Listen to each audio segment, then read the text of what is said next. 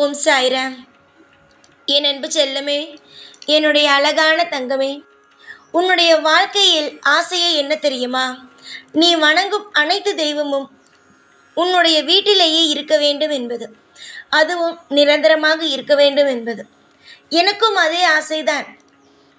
உன் வீட்டிலேயே அப்படியே இருக்க வேண்டும்.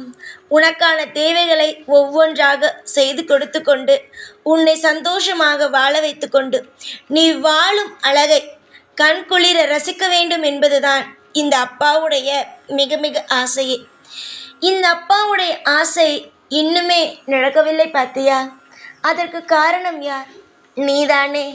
நீ உன்னை ஆசையாக வாழ வைக்க வேண்டுமென்று ஆசை ஆசையாக உன் வீடை தேடி வருகிறேன். ஆனால் நீ வாசலிலேயே இந்த ஒரு பொருளை போட்டு வைத்து எனக்கு தடுக்கி தடுக்கி எனக்கு கால் பிரட்டுகிறது. ஆனால் ஒருவன் வீட்டுக்கு வரும் பொழுதே காலானது தடுக்கலாமா? நல்ல காரியம் செய்ய வரும் பொழுது கால் தடுக்கலாமா? தடுக்கக்கூடாதல்லவா? அப்படி தடுக்கினால் என்ன செய்வீர்கள்? திரும்பத்தானே போவீர்கள். நீ வெளியில் ஒரு இடத்திற்கு செல்கிறாய், ஆனால் கால் தடுக்கிறது என்றால் என்ன செய்வாய்? அதே இடத்தில் அமர்ந்து தண்ணி குடித்து விட்டுத்தானே நீ செல்வாய். நானோ உன்னுடைய வீட்டிற்கு ஆசை ஆசையாக வருகிறேன். ஆனால் பார், என்னால் நிரந்தரமாக உன் வீட்டில் இருக்க முடியவில்லை.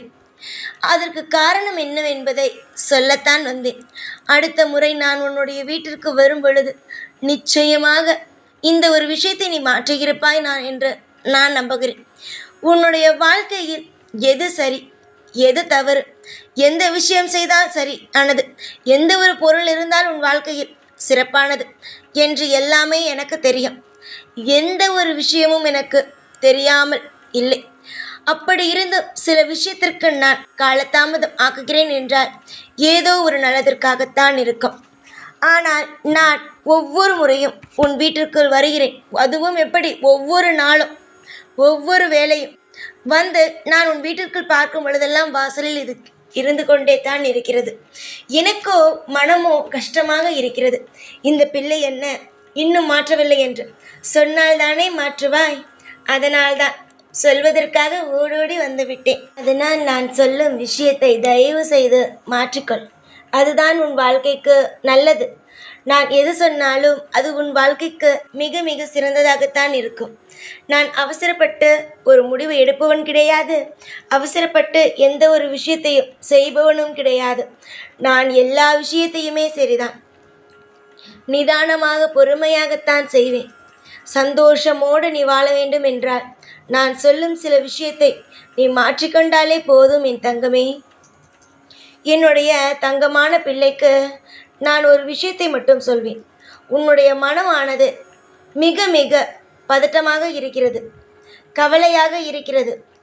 அந்த கவலை, அந்த கண்ணீர் அனைத்திற்கும் காரணமே நீ செய்த இந்த விஷயம்தான். புரிகிறதா? உன்னுடைய வீட்டு வாசலில் பொதுவாக பொழுது போன நேரமும் இல்லை சாதாரணமான நேரமும் வீட்டுக்கு வாசலுக்கு நேராக செருப்பு கிடக்கவே கூடாது.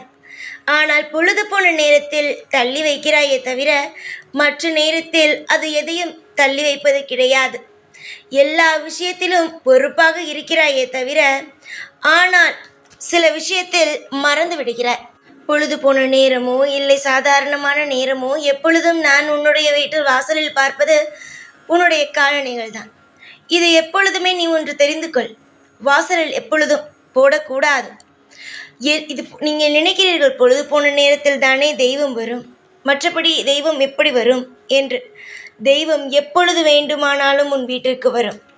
நீயே தெய்வத்தை இப்பொழுதுதான் வர வேண்டும், அப்பொழுதுதான் வர வேண்டும் என்று சொல்ல முடியாது. தெய்வம் எப்பொழுது வேண்டுமானாலும் உன்னுடைய வீட்டிற்குள் வரும். அப்பொழுது இந்த மாதிரியான வீட்டை கூட்டும் விளக்கமாறு செருப்புகள் இருந்தால் எப்படி, காலணிகள் இருந்தால் எப்படி வர தோன்றும்? நீயே சொல் பார்க்கலாம். நீயே ஒருவருடைய வீட்டுக்கு போகிறாய், அங்கு இந்த மாதிரியான விஷயங்கள் எல்லாம் கிடைக்கும் பொழுது நீ என்ன நினைப்பாய்? என்ன, நம் வருகிறோம் என்று தெரிந்தும் இப்படியெல்லாம் போட்டு வைத்திருக்கிறார்களே என்று தானே நினைப்பாய்.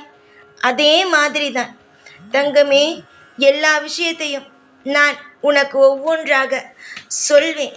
ஒவ்வொன்றாக நீ அதை மாற்றிக்கொள்ளும் பொழுது உன் வாழ்க்கையில் அடுத்தடுத்து நல்லது நடக்க ஆரம்பித்துவிடும். ஆனால் நான் சொல்லியும் எல்லா விஷயமும் தெரிந்தும் நீ அதை அலட்சியப்படுத்தும் பொழுதுதான் எனக்கு என்ன செய்வது என்றே தெரியாது. என்னை நீ அலட்சியப்படுத்துவதன் மூலமாக என் வாழ்க்கை ஒன்றும் கீழே சாய போவது கிடையாது. உன்னுடைய வாழ்க்கை தான் சாயப்போகும். அதனால் தான் உன்னை காப்பாற்ற வருகிறேன். ஆனால் அதையே புரிந்து கொள்ளாமல் நீ உன் இஷ்டத்திற்கு செய்யும் பொழுது எனக்கு தோன்றுவது, எத்தனை முறை அடிபட்டாலும் இந்த பிள்ளை திறந்தவில்லையே என்பது மட்டும்தான். தயவு செய்து நீயாக இருந்தாலும் சரி, உன் குடும்பத்தில் இருப்பவர்களாக இருந்தாலும் சரி, வீட்டிற்குள் வரும் பொழுது காலில் அணிந்திருக்கும் அதை வெளியில் ஓரமாக போட்டு விடுங்கள். அது இருக்கும் இடத்தில் வைத்து விடுங்கள். அதை விட்டுவிட்டு தேவையே இல்லாத விஷயத்தை எல்லாம், அதாவது அதை எப்பொழுதுமே வாசலுக்கு நேராக போடுவது, இப்படியெல்லாம் எப்பொழுதும் செய்யாதீர்கள். இதனால்தான் சில நேரத்தில் சில மன உளைச்சல்கள் உங்களுக்கு வருகிறது. நாளுக்கு நாள் இன்பம் வர வேண்டும், இன்பம் வர வேண்டும் என்று ஓடினால் பத்தாது. வாழ்க்கையில் என்ன நடக்கிறது என்பதை தெரிந்து கொள்ள வேண்டும். உன்னுடைய வாழ்க்கையில் நீ எப்படி இருக்க வேண்டும் என்பது எனக்கு தெரியும். அதனால்தான் நான் சொல்கிறேன். கவலை வருகிறதே என்பதற்காக நினைத்து வருத்தப்பட்டு கொண்டே இருந்தால் ஒன்றும் செய்ய முடியாது. அதற்கான மாற்றம் என்னவென்பதை நீங்கள் தான் கண்டுபிடிக்க வேண்டும். உங்கள் அருகிலேயே தான் இருக்கிறது அனைத்து மாற்றங்களும். நீங்கள் தான் எதையும் கண்டு கொள்ளாமல் இருக்கிறீர்கள். உங்களுக்கு தேவைப்படும் உதவிகள் என்னிடமிருந்து கிடைக்கும். உங்களுக்கு என்னெல்லாம் வாழ்க்கையில் தேவையோ அதற்கான உதவிகள் நிச்சயமாக என்னிடமிருந்து வரும். நான் உனக்கு அப்பா, ஒரு நல்ல நண்பன். நண்பன் எப்பொழுதும் தவறான பாதைக்கு கூட்டு செல்ல மாட்டான். ஆனால் அதே போல நானும் உன்னை தவறான பாதைக்கு அழைத்து செல்ல மாட்டேன். நம்பு. உன்னுடைய வாழ்க்கையில் நீ யாரை மலை போல நம்புகிறாய் என்று கேட்டால் நீ ஒரே ஒரு விஷயம்தான் சொல்வாய், நான் சாயை தான் நம்புகிறேன் என்று. அதே சாய் தான் இப்பொழுதும் சொல்கிறேன், சில விஷயத்தை மாற்றிக்கொள் என்று. வீட்டில் சில விஷயங்கள் செய்யக்கூடாது என்றால் அதை செய்யாதீர்கள். அதை மாற்றிக்கொள்ளும் வழியை பாருங்கள். உங்களுக்காக ஒவ்வொரு முறையும் நான் இருப்பேன். உங்களுக்கு தேவைப்படும் ஒவ்வொன்றையும் நான் செய்வேன். நீ தவறு செய்தால் இதுதான் நீ செய்யும் தவறு என்று சொல்லி உங்களுக்கு புரிய வைப்பேன். இந்த சாய் உனக்கு இன்று மட்டுமல்ல, என்றுமே துணையாகத்தான் இருப்பேன். அமோகமான வாழ்க்கையும் எதிர்காலம் இன்றல்ல என்றுமே உன்னோடு இருந்து உனக்கு ஒரு இன்பமான வாழ்க்கையை பெற்று தருவதே இந்த சாயுடைய முழுநேர வேலை. கூடிய சீக்கிரமாக இந்த சாய் யார் என்பதை நீ புரிந்து கொள்வாய். சாயாகிய நான் உன் வாழ்வில் பெரிய பெரிய பிரச்சனையிலிருந்தெல்லாம் காப்பாற்ற இருக்கிறேன். அதே போலவே உன் வாழ்க்கையில் இருக்கும் சில பிரச்சனைகளிலிருந்து உன்னை மீட்டெடுத்து உன்னை ஒரு அழகான பாதைக்கு கொண்டு செல்வேன். சில தவறுகள் வரும் பொழுதுதான் தெரியும் வாழ்க்கையில் இத்தனை பிரச்சனைகளை நாம் தவறாக செய்திருக்கிறோமா என்று. அதே போலத்தான் சில தவறுகள் நடக்கிறது என்றால் அப்படியே தவறாகி விடாது, அதுவும் மாறும். நன்மைகள் நடக்கும். வாழ்க்கையில் நீ முன்னேற்றத்தை பார்ப்பாய். பொறுமையோடும் நம்பிக்கையோடும் உன் வாழ்க்கையில் நீ செய்யும் விஷயங்கள் அனைத்தும் நீயே பிரமித்து பார்க்கும் வகையில் உன்னுடைய வாழ்க்கையில் மிகப்பெரிய ஒரு இடத்தை அடையும். நான் வெறும் ஆறுதலுக்காக செல்லவில்லை, உன்னுடைய வாழ்க்கையில் நடக்கப் போகும் இன்பமான விஷயத்தை தான் சொல்கிறேன். நான் தவறு செய்தாலும் நான் தண்டிப்பேன். அதே நேரம் சரியான விஷயங்களை செய்தாலும் இது நீ சரியாக செய்துவிட்டாய் என்று சொல்லி உனக்கு தட்டி கொடுப்பேன். எனக்கு தெரியும் என்னுடைய பிள்ளையின் குணத்தை பற்றி.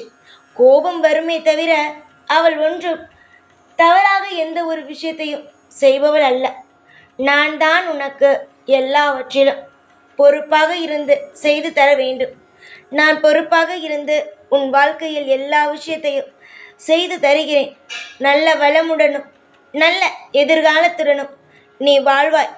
கண்டிப்பாக உனக்கு வரும் ஒவ்வொரு விஷயத்தையும் நான் பார்த்து பார்த்து செய்து உனக்கு எப்பேற்பட்ட வாழ்க்கையை கொடுக்க வேண்டுமோ அப்படி கொடுத்து வாழ வைப்பேன்.